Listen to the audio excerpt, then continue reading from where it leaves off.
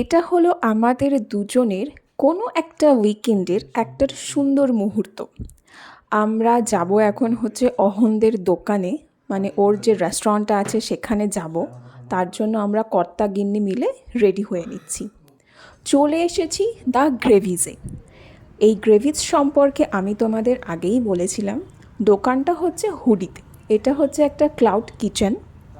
এখানে বেশি না, 6 জন থেকে 7 জন মতন মানুষ এখানে বসে খেতে পারবে, মানে এখানেই। বাট তার থেকে বেশি মানে সেই রকম ব্যবস্থাটা নেই।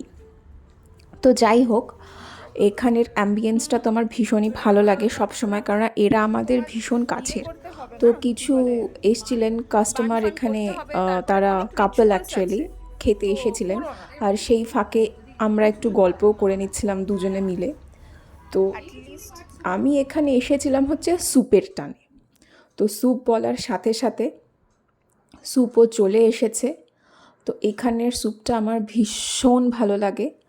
আগে একটা ভিডিওতে আমি বলেছিলাম, মানে আমি গেছিলাম চাউম্যানে, তো ওখানকার স্যুপটা আমার অতটা ভালো লাগেনি। টু বি ভেরি অনেস্ট, এদের দোকানের স্যুপটা আমার ভীষণ ভালো লাগে। আর তার সাথে মোমোটার তো মানে ফিডব্যাক কি বলবো, যাক ফিডব্যাক মানে আমার ফিডব্যাক ছেড়ে দাও, অন্য একটা কাস্টমারের ফিডব্যাক আমার ক্যাপচার করা হয়নি। সেই সময় আমার ফোনটা চার্জ আউট হয়ে গেছিলো। তো নেক্সট টাইম আমি ডেফিনেটলি সেটাকেও ক্যাপচার করব। তারপরে আমি নিয়ে নিয়েছিলাম একটা মাশরুম পেপার ড্রাই সামথিং। ওহ, জাস্ট অসাম, জাস্ট অসাম খেতে ছিল।